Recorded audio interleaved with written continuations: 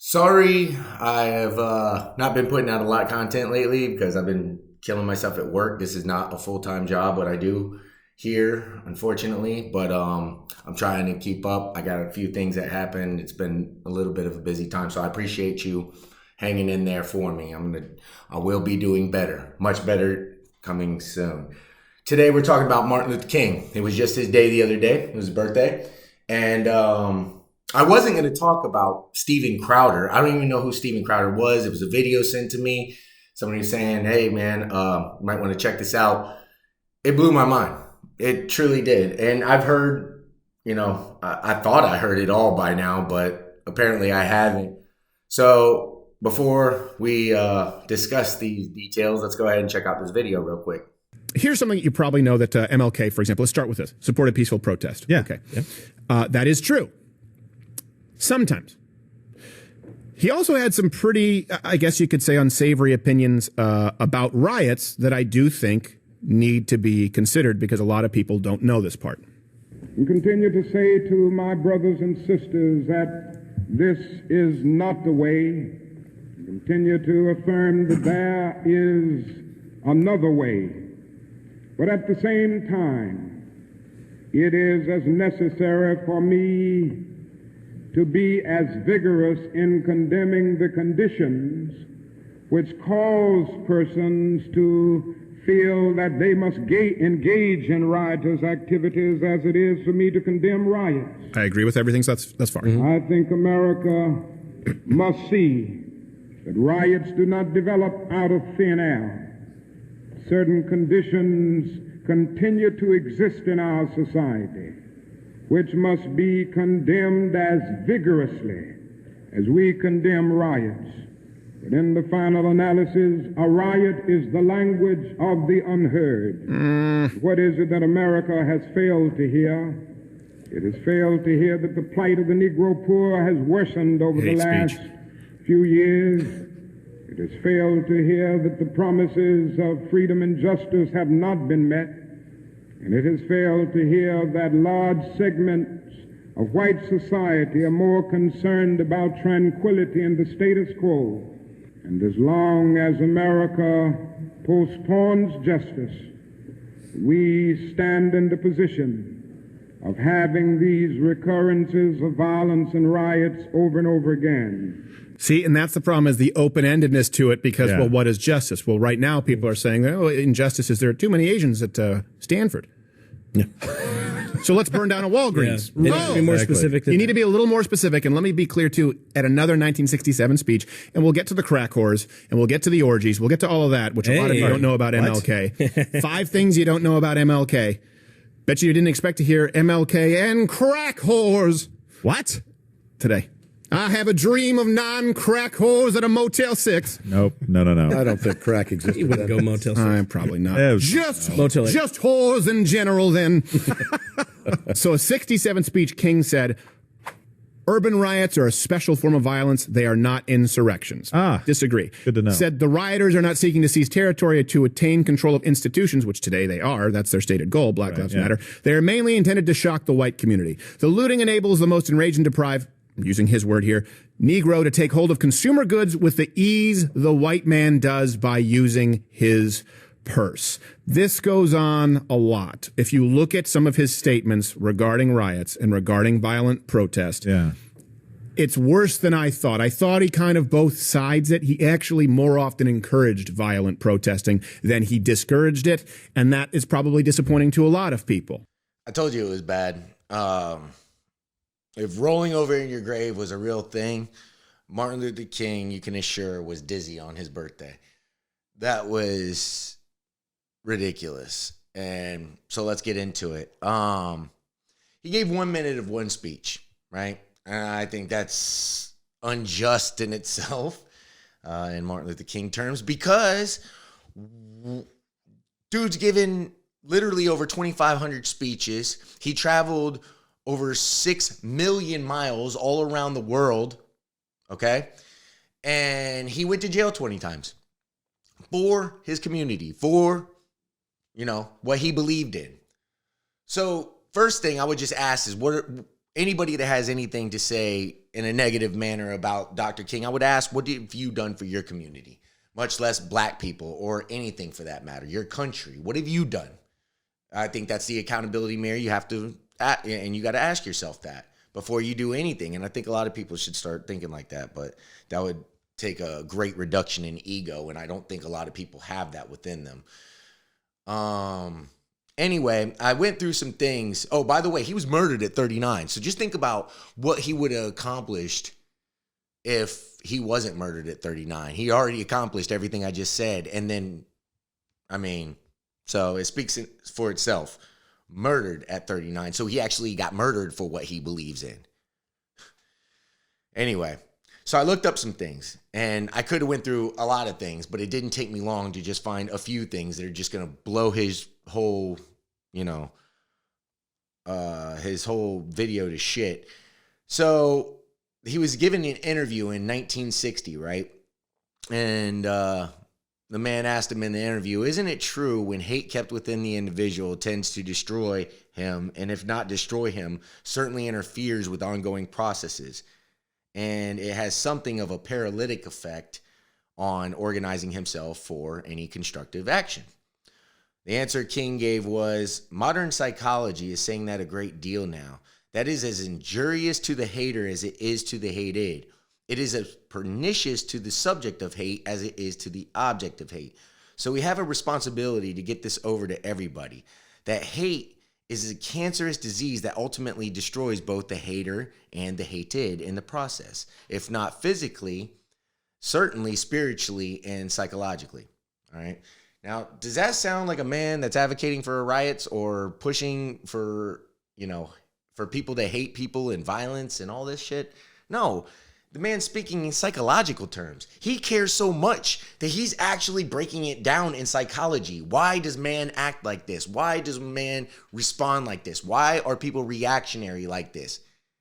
And why wouldn't he? He was forced to examine all these things because that's the life he lived. He had to know the reality. Why are these people not accepting us?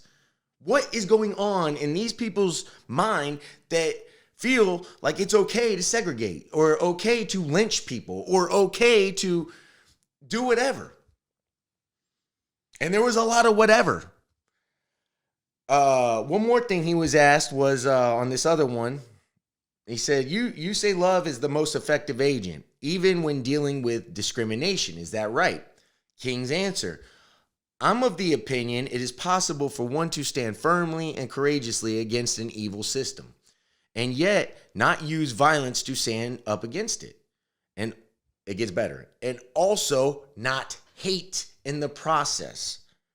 It is possible to love the individual who does an evil deed while hating the deed that the person does. Now, this lifts one to a new level of understanding, a new level of goodwill. And I believe firmly that love in this sense, which I think of as a creative, redemptive goodwill for all men, I'm not talking about sentimental, weak love, but I'm talking about a strong love that organizes itself in a mass, nonviolent action, but at the same time sees within every man something of the image of God and sees within every man grit and vast possibilities for goodness that maybe the individual himself has never realized. When one rises to this point, he loves every man because God loves him and sees great dimensions for change and promise within him. Now, this interview was conducted in 1960, right? Why is that important? Because that's 5 years after the Emmett Till happening. And if you don't know who Emmett Till was, go back and look at it. It was unspeakable what happened to in the most unspeakable manner what happened to this young man. And he was murdered.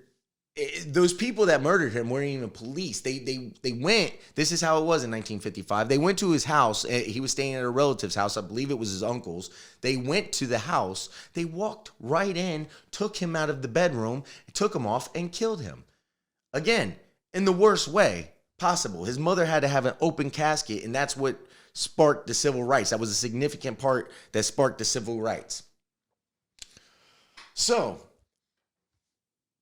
I don't think that debating whether he was for riots and violence versus peace. It's not even a question, man. I don't know who Steven Crowder is. I don't know. That video was sent to me, but it's not even a real thing, man. It's not even, it's just preposterous. It's blasphemy. So another bullet point I got on this is that he won the Nobel Peace Prize, dude. He was awarded it and for his nonviolent struggle with the civil rights. Everybody knows that. So you should remember that. That's fucking important. The man was for peace. The man didn't even carry a gun. Let's talk about that for a second. He didn't even carry a gun. He carried a Bible. He packed a Bible. Not only is that brave as hell, but that's a significant sign of how peaceful he was. He probably didn't believe in it. That's why him and Malcolm X kind of didn't understand each other until later. But that's bravery, man. And those times, for him just to show up with a Bible and, not even a bulletproof vest or anything. But anyway, so let's move on. I want to talk about state violence for a second. Why does state violence get a pass? Why is it okay for police officers to, back then these people would be peaceful protesting, right? And they were peaceful protesting because that's how Martin Luther King's side was. This actually there's been reports on this. It's actually why everybody was so aggravated and why it worked so much. Because when you're trying to get a rise out of people and they don't give you the attention, they don't give you the energy, they just sit there like, you're not going to bother me. We're here for one reason. It's freedom of speech. We're doing an action. It's protest. We're all nonviolent. When people are unbreakable like that, the agitator usually becomes more agitated.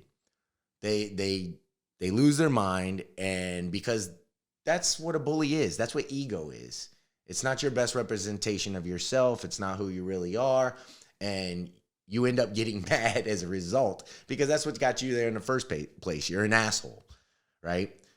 And that's what Martin Luther King did so well. He would turn the accountability mirror on you and let you know and reflect and show you how you're making bad choices. And you wouldn't even know it was happening until it was done. It was magical, this man, and what he did. Anyway, why does state violence get a pass? You could beat these people with billy clubs. You could fire hose them. They even sick dogs on these people. Segregation. Can you imagine how embarrassing that shit is? Not only how frustrating it is, but just how embarrassing it is. You've been reduced to a second-class citizenship.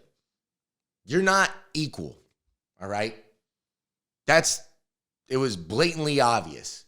And how people, this wasn't too far back on our history, and how people could just forget that is, or be condescending to that in some way is just, it blows my mind. But state violence certainly shouldn't get a pass. It's violence. It's violence. And if anything, we need to put more of, more responsibility on them. That's our tax dollars. Those are the people they're supposed to serve and protect. I want them serving all of the community. If you want national security, you want happy citizens. You want happy, peaceful society so everybody could coexist. You don't want discrimination. You don't want segregation and all this shit. So, yeah, he stood up for what was right, all right? And then next, I could talk about the tweets. I got a bullet point for that. I could talk about the crack horse comment. I don't believe that deserves a comment because that's just preposterous. Yes, he cheated on his wife, but no, I don't see what that has to do with civil rights or anything. And I don't, So, but I am for this guy's right to say what he said, right? Because that's freedom of speech, all right?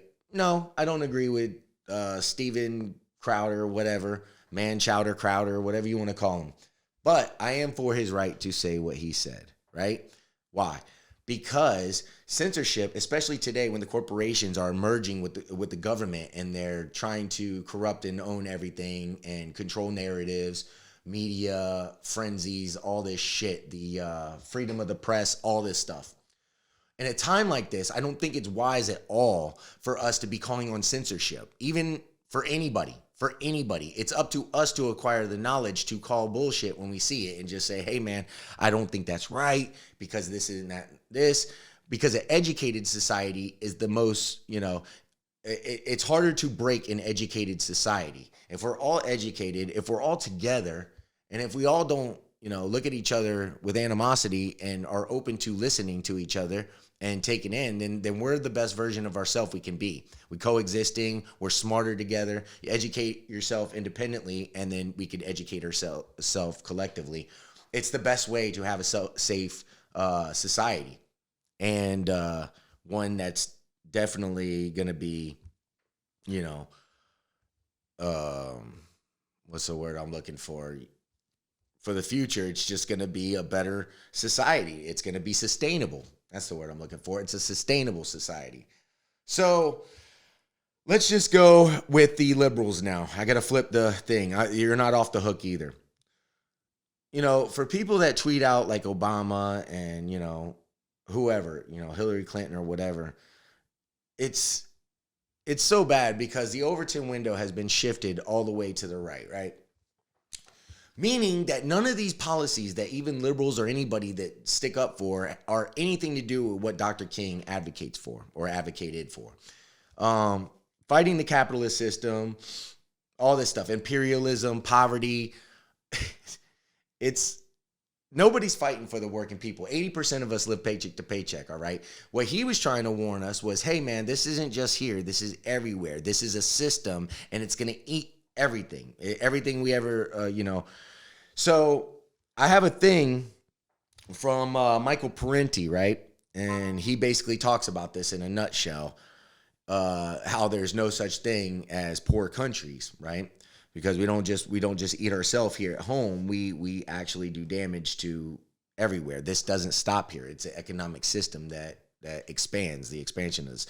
So capitalism means expansion.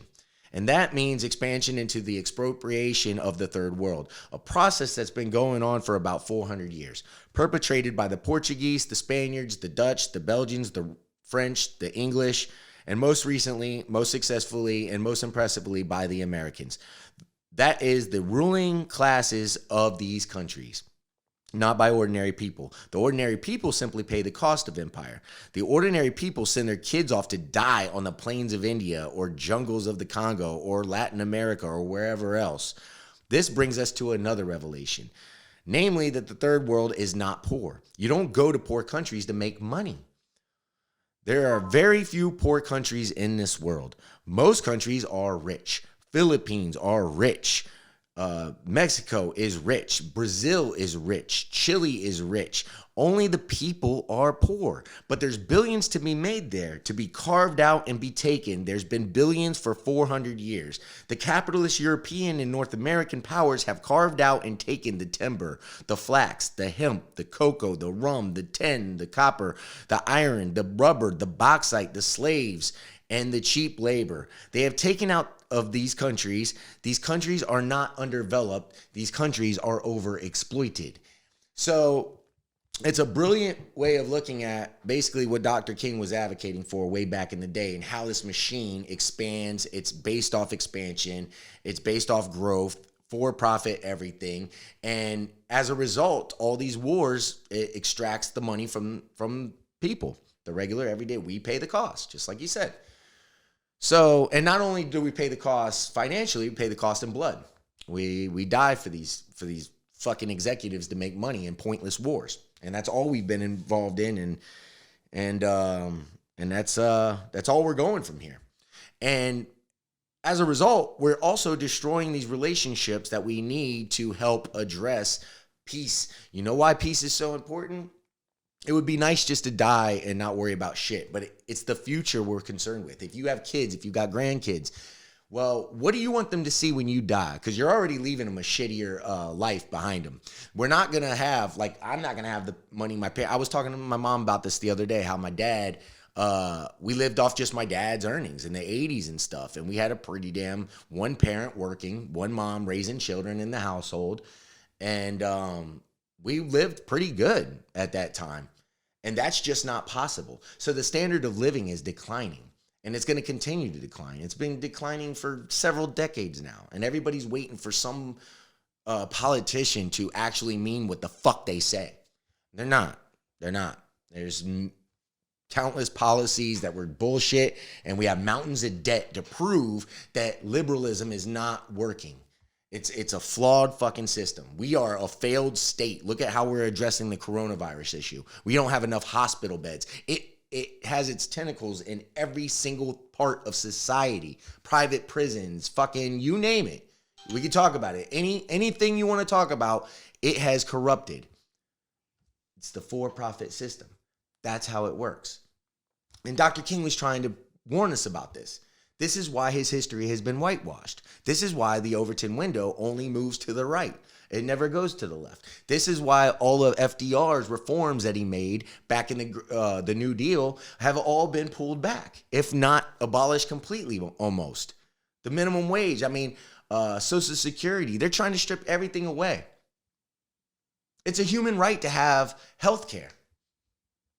All this debt is a sign of a failed system. So you can keep blaming your fucking neighbor all you want, but that ain't gonna help shit. It's time to look at your neighbor as the victim as well as yourself and not the problem. It's not poor people that have the money. They're not the fucking problem. All right? It's the vast inequality and the people at the top, the 1%, all right? It's not right versus left. It's the 1% versus the 99%. It's rich versus poor. And the faster we can realize this, the better off we are.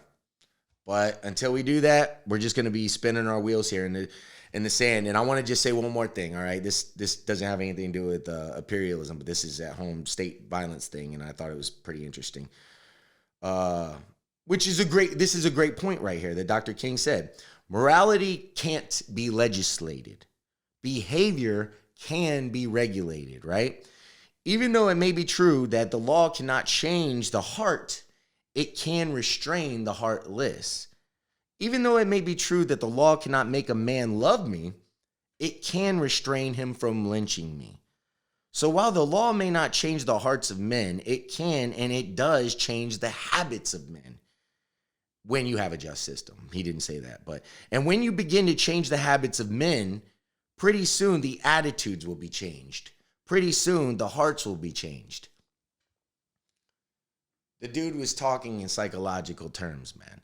He didn't just evaluate things in a political sense. He also examined the mind and how it worked and how these people react to these things.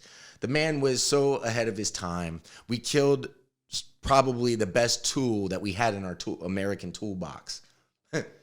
Believe it or not, that's what we did. And, and I'll tell you how corrupt this system is too. It was not too long ago that I found out that Malcolm X, right, the night he was murdered, they actually had that ball. They went on and celebrated and had that party that night. So Malcolm X gets shot dead after that speech. They clear out all the chairs and everything. They found the podium that he used that night, riddled with bullets, in a storage closet, right? 30 years later. Meaning, nobody investigated that shit.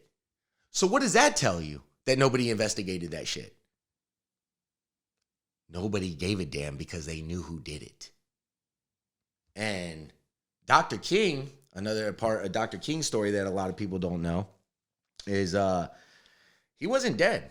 He actually got to the hospital. And they suffocated him at the hospital. One of the doctors said, I don't remember his name offhand. I should have wrote it down. I didn't know I was going to say this, but he put a pillow over his head and suffocated him. And said, hey, he told them, if he's not dead, make sure you send him to this hospital so I can finish the job. J. Edgar Hoover didn't want a black messiah rising to prominence.